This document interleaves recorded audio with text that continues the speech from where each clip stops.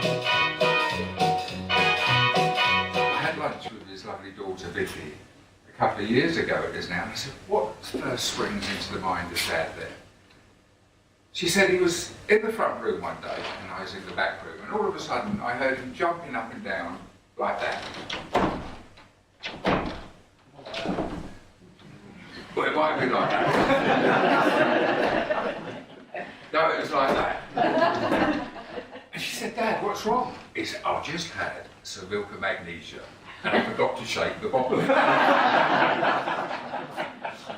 What sort of man walks into the local library in Chiswick, West London, having cut off the bottom of one of his trouser legs, and said, here's a turn up for the books.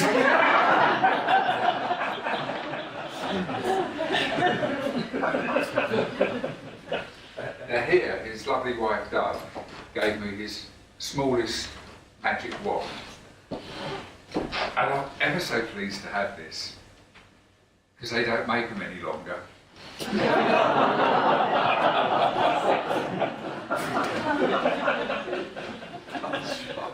And at the age of 6 there, he was going to get his first magical set that was going to capture his imagination for forever. And I've had permission from the Magic Circle, because what a lovely venue. Some very special people here.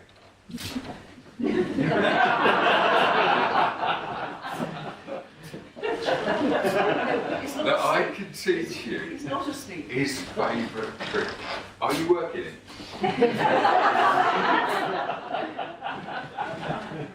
He said they just made me a member of the Secret Six. It's so secret, I don't know who the other 5 are. So Tom's doing this to the cabbie. He said, thank you very much for looking after me, and I'd really like to give you a drink. And he's folding up the pound, and the cab driver's eyes are as big as hubcaps now. What's Tom going to turn it into? A fiver? A tenner? A pound is a fortune. Tom would give it a squeeze, and of course it would turn into a drink. When Tom opened it out, it would be a tea bag. And just decided to run all the way home. Crying on the way home. Thought that was the end of his magical career. He was sitting on the end of his bed that evening, looking in the mirror, reflecting. And it suddenly dawned on him, as morning came out, that they actually weren't laughing at him. They were laughing with him. But he was in the horse guards, and he said, it's lovely on those horses.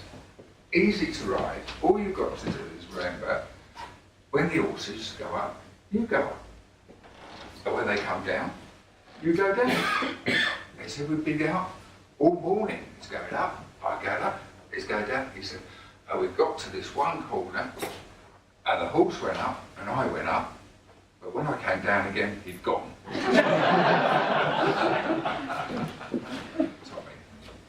And I remember one day, on many occasions, I met him there, I said, so when I grow up, I want to be a magician like you.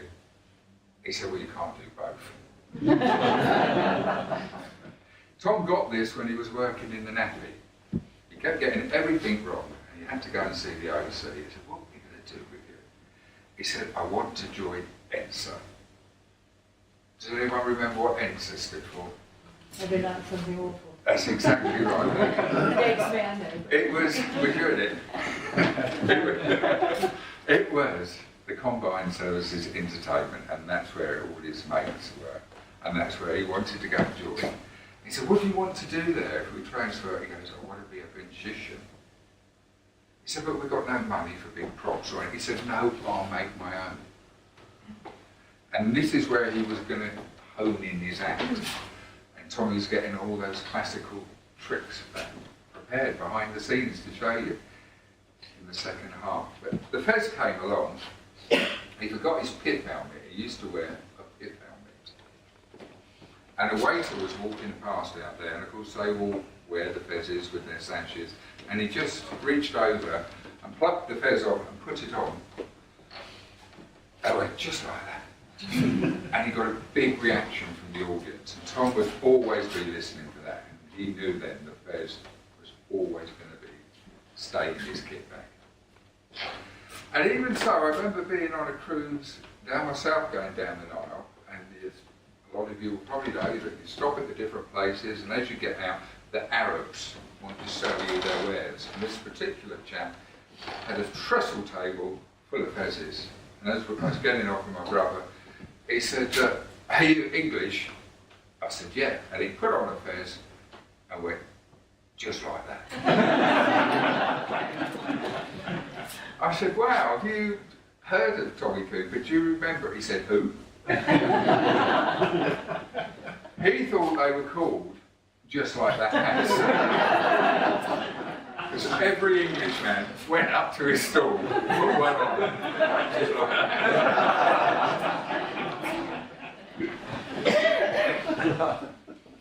And whenever Tom was asked in television on the shows about his boxing time, he'd always play it down a bit. He used to say, "Yeah, I come from a long line of boxers. My dad was a boxer, my granddad was a boxer, and my great-great-granddad. But my mum wasn't.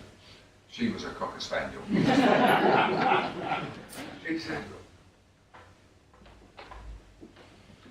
and it reminded them, I think, when they were so poor, and they really were poor.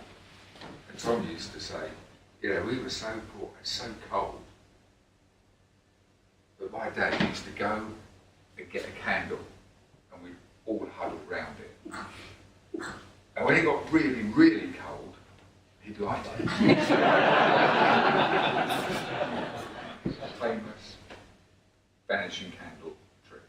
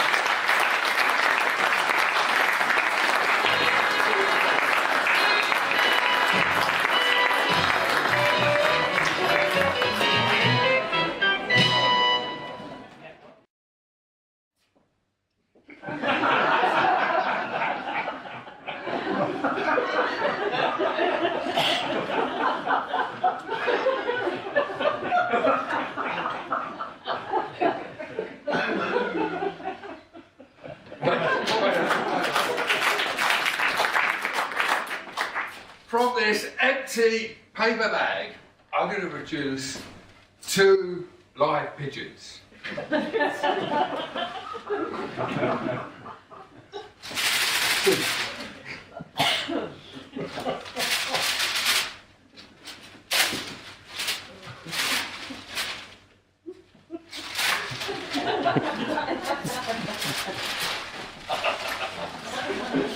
There we go.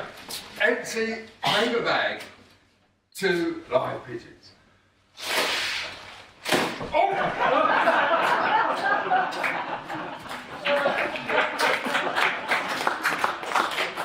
That one's okay.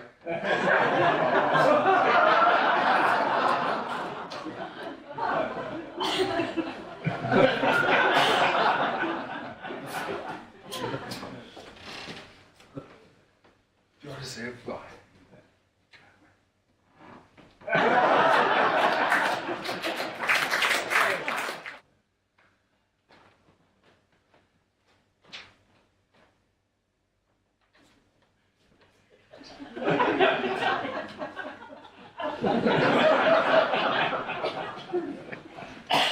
Ladies and gentlemen, this next trick I'm going to show you is a famous Indian rope trick.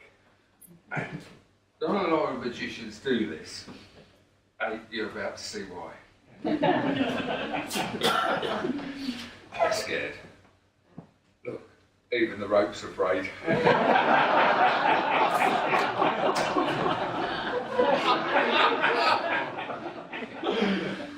Right, I'll come off when I want to come off.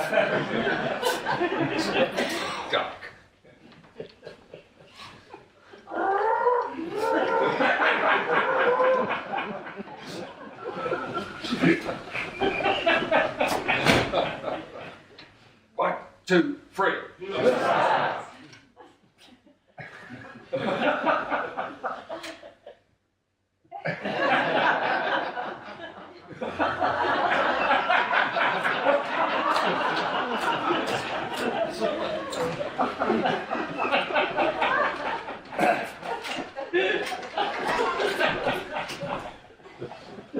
Pete, in a loud and clear voice, can you tell the audience the card you're thinking of?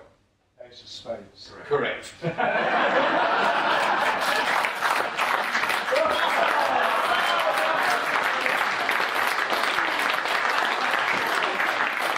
you for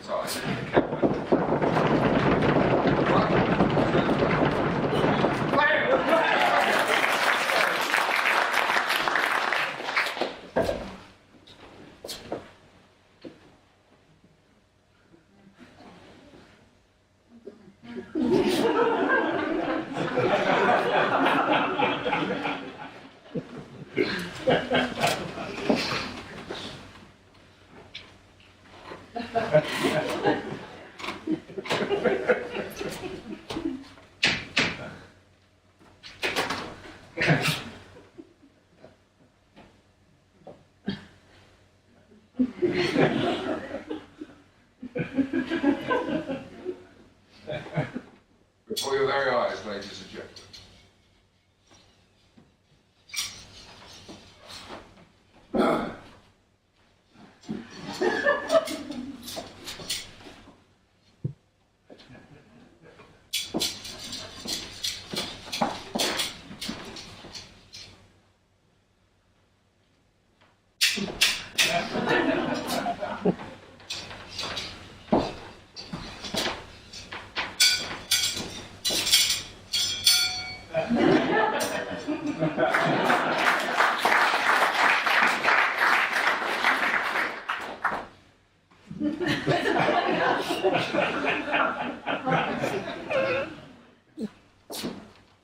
Can you confirm that Cabaret is hypnotised? Well, it shouldn't be.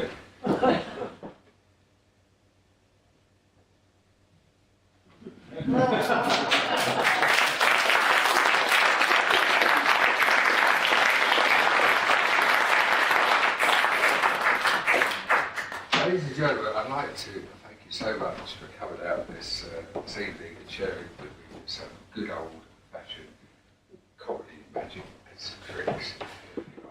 Ladies and gentlemen, thank you.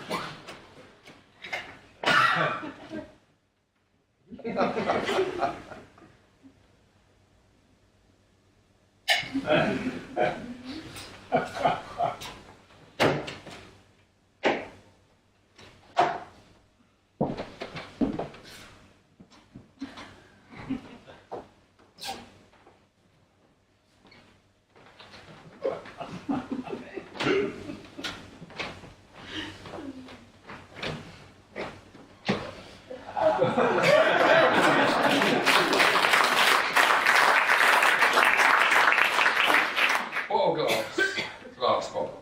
Inside here, I've got a bottle, and over here, I've got. On that happy note, too many bottles. A very, very good night.